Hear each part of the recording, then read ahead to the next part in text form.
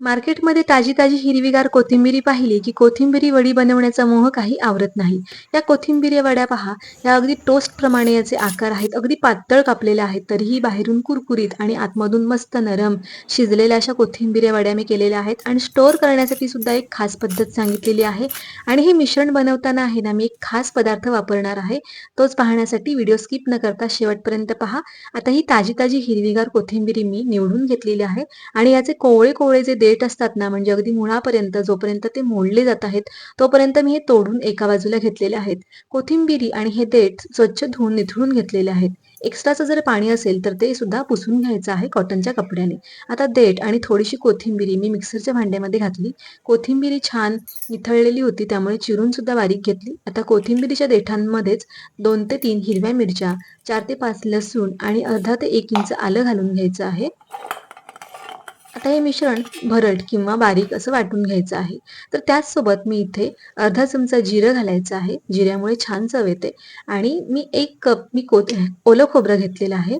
ओलं खोबरं घातल्यामुळे आहे ना, कोथिंबिरी वडी आपण जेव्हा तळतो ना, तेव्हा तिला एक प्रकारचा छान असा खुसखुशीतपणा येतो.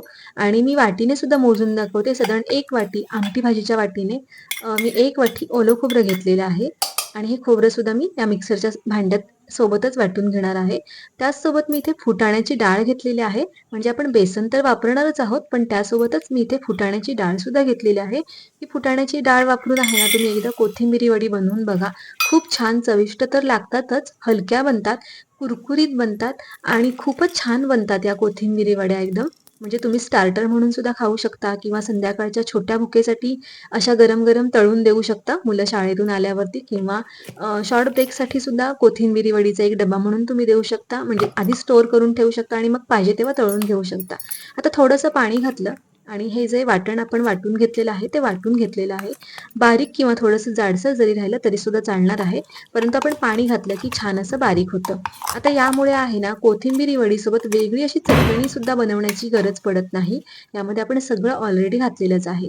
तर यामध्ये आहे ना, मी आता इथे तुम्हाला कोथिंबिरी जी आपण चिरून घेतलेली आहे, ती मोजून सुद्धा दाखवणार आहे.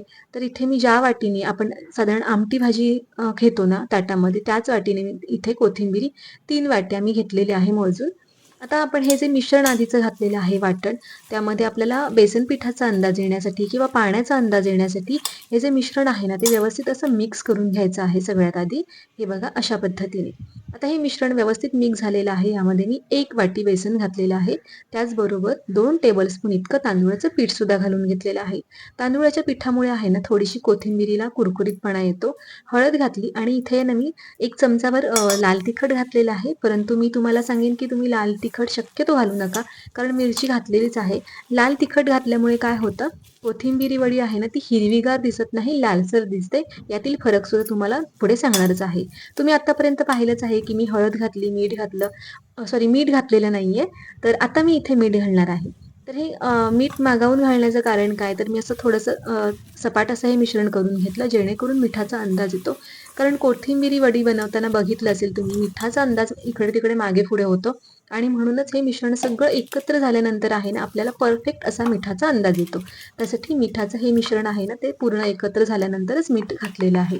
आता इथे मी चौकोनी सगळ्या वड्या पडाव्यात म्हणून मी इथे केक टीन घेतलेला आहे आणि केक टीनमध्येच हे मिश्रण पसरवून घेतलेलं आहे. आता कडेने सुद्धा सगळीकडे सारखं असं मी हे मिश्रण करून घेतलेलं आहे. आणि यावरती थोडेसे तीळ मी भुरभुरून घेतलेले आहेत पांढरे.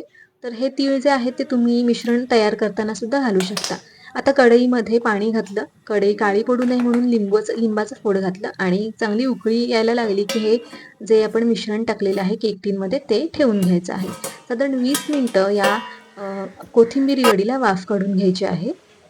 आणि थोडी कमी जास्त वेळ झाला तरीही काही हरकत नाही. साधारण सांगण्यासाठी म्हणून मी तुम्हाला सांगते, की इथे मी जी सुरी आहे ती घातली, ती क्लीन आली. म्हटलं हे मिश्रण छान शिजलं आहे. आणि जरी तुम्ही हे मिश्रण अगदी 20 मिनिटं नाही शिजवलं, वाफवलं तरीसुद्धा चालणार आहे, कारण या कोथिंबिरी वड्या आपण शेवटी तळतोच. तर थंड झाल्यानंतर या कोथिंबिऱ्या वड्यात मी इथे चौकोनी किंवा तुम्ही तुमच्या आवडत्या आकारात कटिंग करू शकता. तर इथे मी या चौकोनी कटिंग केलेल्या आहेत.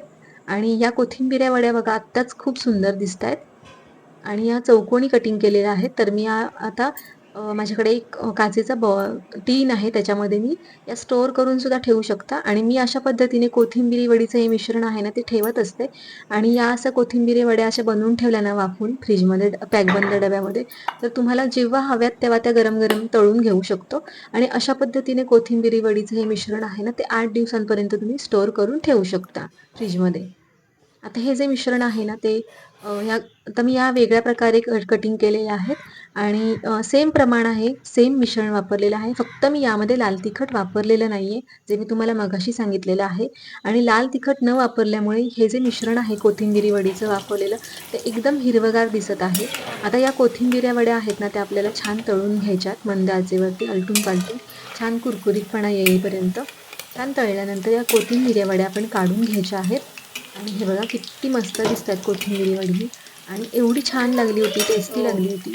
तर तुम्ही सुद्धा अशा पद्धतीने कोथिंबिऱ्या वड्यांना नक्की बनवून बघा आणि कशा बनतात त्या मला कमेंटमध्ये नक्की सांगा. आणि आतून सुद्धा खूप खुसखुशीत झालेल्या आहेत. तुम्ही यामध्ये ना भिजलेली चणा डाळ सुद्धा घालू शकता. म्हणजे जर तुम्हाला भाजकी फुटाण्याची डाळ घालायची नसेल, तर भिजवलेली चणा डाळ आपण जेव्हा वाटण वाटलेलं आहे त्यामध्ये घालू शकता. त्याने सुद्धा कोथिंबिरी वडी छान बनतात. चणा डाळीऐवजी मूग डाळ सुद्धा तुम्ही वापरू शकता भिजवून. आता मी या टिश्यू पेपरवरती काढून घेतलं म्हणजे एक्स्ट्राचं जे तेल आहे ते हे टिश्यू पेपरमध्ये शोषलं जाईल. आता या कोथिंबिऱ्या वड्या छान झालेल्या आहेत एकदम आणि मस्तपैकी अशा मी सर्व्ह केलेल्या आहेत. यामध्ये मी सोबत वेगळी अशी चटणी केलेली नाहीये, कारण चटणी सुद्धा मी यामध्येच वाटून घेतलेली आहे. तर हा संपूर्ण व्हिडिओ तुम्हाला कसा वाटला मला कमेंटमध्ये नक्की सांगा आणि व्हिडिओ आवडला असेल ना तर व्हिडिओला एक लाईक नक्की करा आणि चॅनलला सबस्क्राईब सुद्धा करा. आणि हो, जास्तीत जास्त हा व्हिडिओ आहे ना शेअर सुद्धा नक्की करा. आणि या कोथिंबिऱ्या वड्या तुम्हाला तोडून दाखवते. खूप मस्त आतमधून शिजल्या सुद्धा गेल्यात, तळल्या सुद्धा गेल्यात आणि खूप छान झालेल्या आहेत.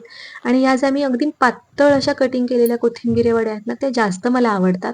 कारण त्या सगळ्या छान खुसखुशीत अशा जास्त लागतात आणि तळल्या सुद्धा छान जातात. त्यामुळे मी शक्यतो अशा पातळच म्हणजे एखाद्या टोस्टप्रमाणे मी कटिंग करत असते.